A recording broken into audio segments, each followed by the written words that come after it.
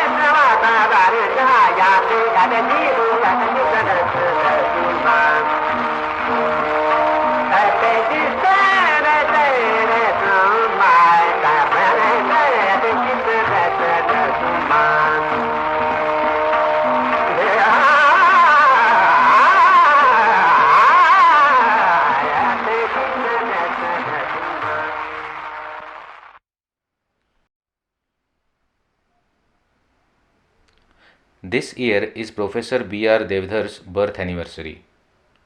He was a disciple of Pandit Vishnu Digambar Paluskar, who was the first person to uplift the prestige of music and musicians, brought a refreshing reformist zeal to music, and established music education on modern lines, along with Pandit Bhatkhande. Devdhar did many things uncommon for a musician working in the early decades of the 20th century. He left school in 1920 and joined the non-cooperation movement.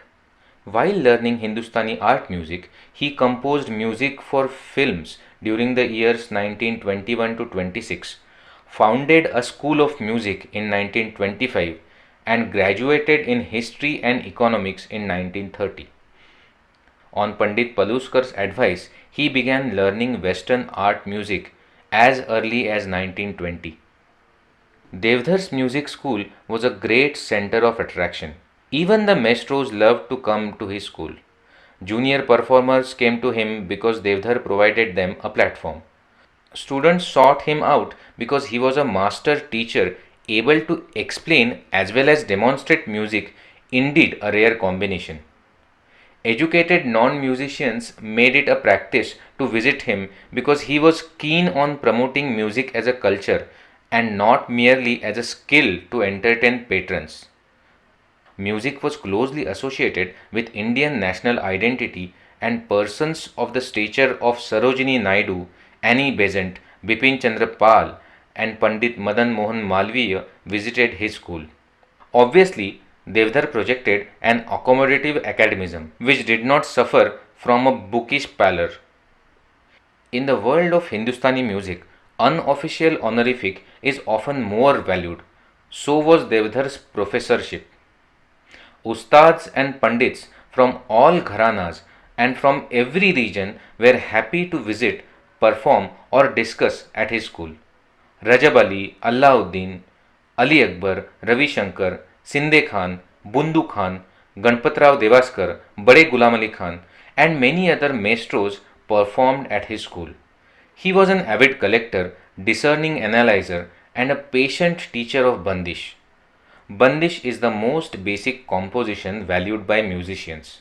The more authentic Bandish a musician knows, the wealthier he is considered to be. Devdar imbibed bandishes from every musician within his reach.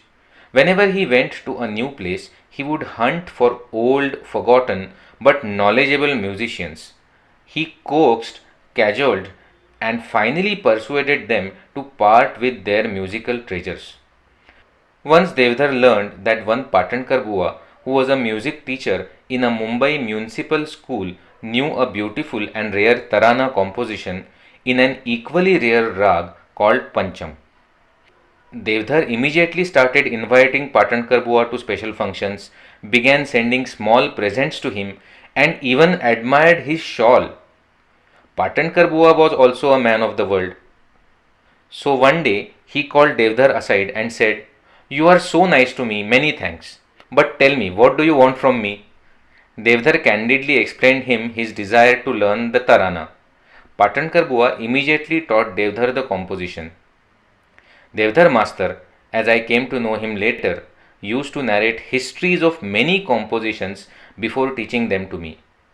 Knowing a musician or learning from him was only half of Devdar's work. After that, he would proceed to write on these musicians and place their art in perspective. He would, in other words, document their music. Publicize or perish was fast becoming a new mantra in the 40s, and without Devdhar's dedicated work, we would have lost much of the living past these musicians represented. That would have created an unbridgeable historical chasm. Performing arts suffer more abrupt breaks and revolutions than we imagine. During this phase, Devdhar taught music to the likes of Pandit Kumar Gandharva, wrote on music and musicians, edited a magazine called Sangeet Kala Vihar for 25 years, and became Dean of the prestigious music faculty of Banaras Hindu University. At the age of 58, when many would think of retirement, he went abroad to learn voice culture from Professor Ingham. Devdhar was often ridiculed and criticized for his studies in foreign voice culture, but today it is an established foundational discipline in music and theatre studies. When I went to him to learn voice culture in 1969, he jocularly complimented me for realizing the importance of voice culture so early in my career. I was only in my 30s. To my surprise and delight, he was open to free and frank discussions. For example, in a party at the earlier premises of Max Muller Bhavan, he once told me, "Do you know the history of this house? This house belonged to Atiya Begum Faizi Rahman, who was the prime mover of the scheme passed in Lucknow All India Music Conference to found a University of Music." With a mug of beer in his hand, he looked quizzically at my empty hands. Mischievously, he told my wife, "I am going to teach Ashok everything." While she looked puzzled, he handed over a mug to me and effortlessly hummed compositions about wine and drinking. Once we started talking about the infidel ways of musicians. "Why are musicians so vulnerable to women and liquor?" I asked. He thought for a while and said, "Actually, musicians are not vulnerable, but they sense pretty well who is vulnerable. They are not the hunted, they are the hunters. As for the drink, they drink to forget their own faulty musicianship."